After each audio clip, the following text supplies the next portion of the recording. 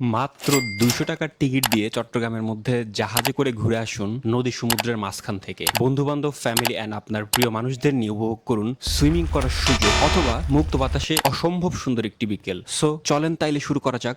প্রথমে আমি চট্টগ্রাম শহরের নিউ মার্কেট থেকে সিএনজি নেওয়ার ট্রাই করি। অনেকক্ষণ দাঁড়িয়ে থাকার পর একটা সিএনজি পাই। কোন নেপাল বলেন তো? এয়ারপোর্টের দক্ষিণ পাশে নেপাল। হ্যাঁ, ওই যে ওটা আর কি। ওটা 300 করেই গেছিলাম এখান থেকে। আমরা রোডও অত বেশি না। উপর দিয়ে যাবেন। উপর দিকে চলে লাল খাম্বা দেবো, মানে এখান থেকে আরো 100 টাকা ভাড়া দেবো। রিজার্ভ সিএনজি না নিতে চাইলে আপনারা বাসে ট্রাই করতে পারেন। আমার যেহেতু সময় কম ছিল, দ্যাটস আমি সিএনজি নিতে বাধ্য হই। তবে আপনারা ট্রাই করবেন ৩-৪ জন যাওয়ার, এতে করে আপনাদের সিএনজি ভাড়া কিছুটা পোষায় নিতে পারবেন। ফাইনালি প্রায় 40 মিনিট পর আমি নেভালে এসে পৌঁছাই। আর এইটার এক্সাক্ট লোকেশন হলো শাহ আমানত বিমানবন্দরের পাশে যে নেভালটা আছে ওইটা। আপনারা বাস সিএনজি যেটাতেই করে আসেন, শুধু বলবেন বিমানবন্দরের পাশে যে নেভালটা আছে ওইটাতেই যাব, ব্যাস।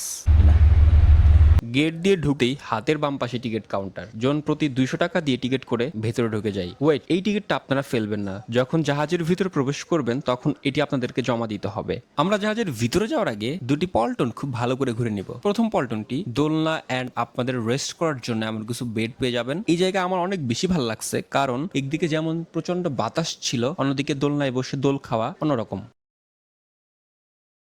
যাই হোক, এবার আমরা বাস টার্মিনাল দিয়ে সেকেন্ড পল্টনে যাব। এখানে মূলত 3টি ওয়াটার পুল রয়েছে বয়েজ, চাইল্ড অ্যান্ড ফিমেলদের জন্য। এটার জন্য আলাদা আলাদা চার্জ দিতে হয়।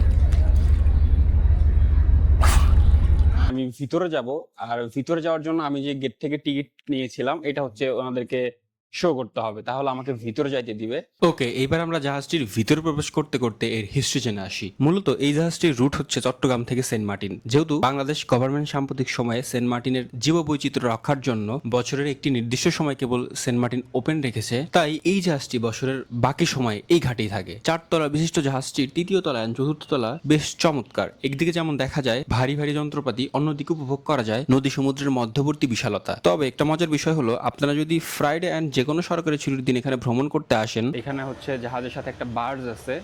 সো এইটাতে করে আপনারা কর্ণফুলী ঘুরতে পারেন। এটা আপনাদের জন্য একটা বেস্ট অপশন হবে, যে আপনারা যদি জাহাজে ঘুরতে চান। আই থিঙ্ক জাহাজ না, এটা হচ্ছে বার্জ বলে আর কি। সো এটা আমার ঠিক ফ্রন্টে, এই যে এটা হচ্ছে বার্জ আর কি।